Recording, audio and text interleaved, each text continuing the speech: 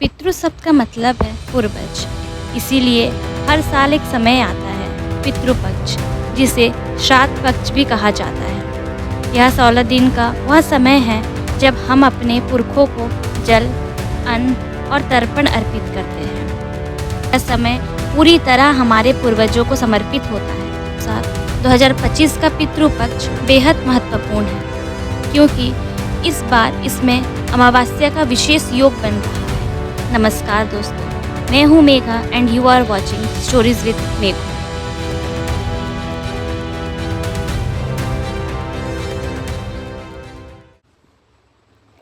पितृ शब्द का मतलब है पूर्वज, यानी वह लोग जो इस धरती से जा चुके हैं, लेकिन जिनकी जड़ें अब भी हमारे भीतर बसी है।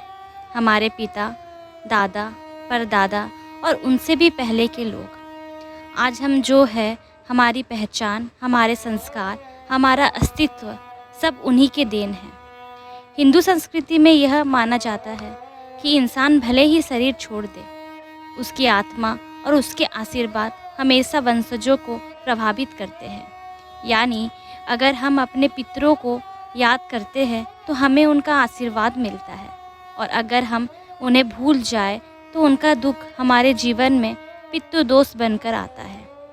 इसीलिए हर साल एक समय आता है पितृपक्ष, जिसे श्राद्ध पक्ष भी कहा जाता है। यह 16 दिन का वह समय है जब हम अपने पुरखों को जल, अन्न और तर्पण अर्पित करते हैं। इस साल का पितृपक्ष खास क्यों है? इन सवालों का जवाब जानते हैं मेरे इस चैनल में। पितृपक्ष क्या है? पितृपक्ष दरअसल चंद्र मास का कृष्ण पक्ष होता है, यानी पूर्णिमा के बाद से लेकर अमावस्या तक का 16 दिन। यह समय पूरी तरह हमारे पूर्वजों को समर्पित होता है। शास्त्रों में कहा गया है कि इन दिनों यमराज पितृ आत्माओं को उनके लोक से मुक्त कर देते हैं, ताकि वे अपने घर परिवार के पास आ सकें। वह देखते हैं कि उनके वंशज उन्हें याद करते हैं या नहीं।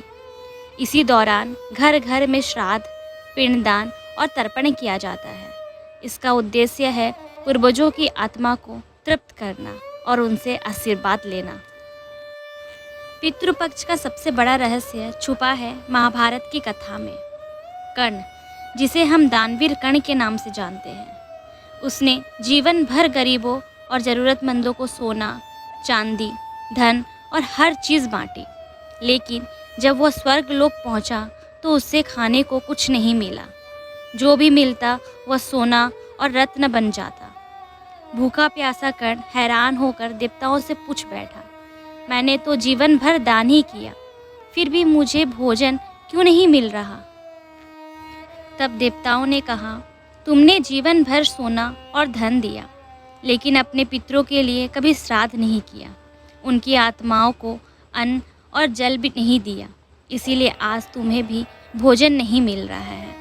कर्ण ने प्रार्थना की और तब देवताओं ने उसे 16 दिन के लिए पृथ्वी पर लौटने की अनुमति दी। उसने अपने पितरों का श्राद्ध किया, अन्न जल अर्पित किया, और तभी उसकी आत्मा को शांति मिली।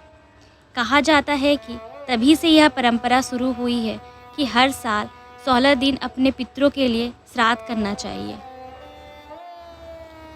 भारत के अलग अलग हिस्सों में पितृपक्ष से जुड़ी कई रहस्यमयी कहानियां हैं।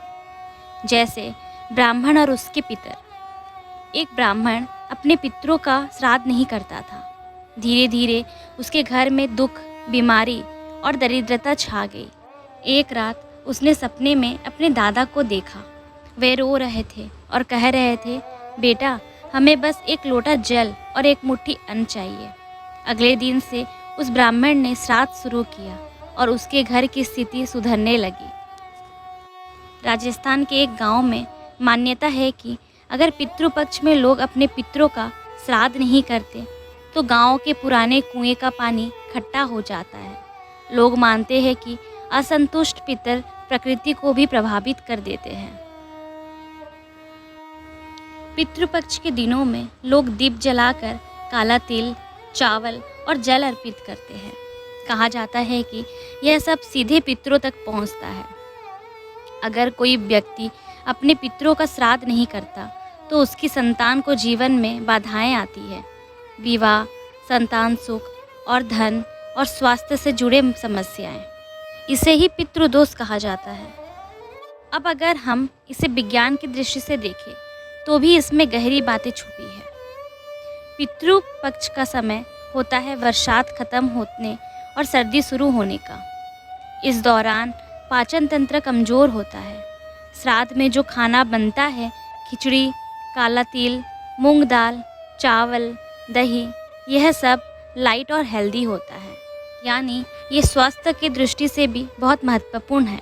जब हम अपने पूर्वजों को याद करते हैं, उन्हें धन्यवाद देते हैं, तो हमारे अंदर गिल्ट और अधूरापन नहीं रहता।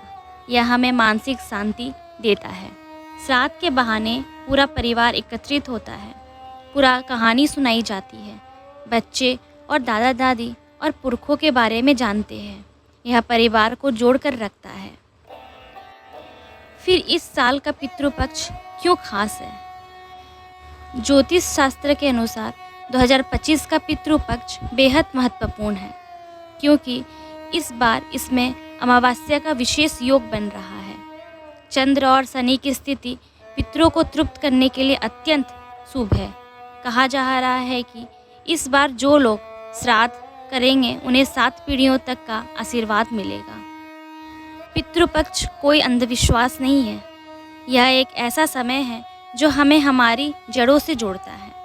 यह हमें सिखाता है कि हम सिर्फ अपने लिए नहीं जी रहे, हमारी रगों में हमारे पूर्वजों का खून बह रहा है। एक लोटा जल, एक मुट्ठी चावल और एक दीपक, यही काफ़ी है अपने पितरों को याद करने के लिए। और जब वो खुश होते हैं तो उनका आशीर्वाद हमारे पूरे परिवार पर बरसता है। तो दोस्तों, इस पितृपक्ष अपने पुरखों को याद करना मत भूलना, क्योंकि जो बीज को याद करता है वही वृक्ष को हरा भरा रख पाता है। मिलते हैं अगले वीडियो पर। तब तक के लिए थैंक यू। जय हिंद। हर हर महादेव।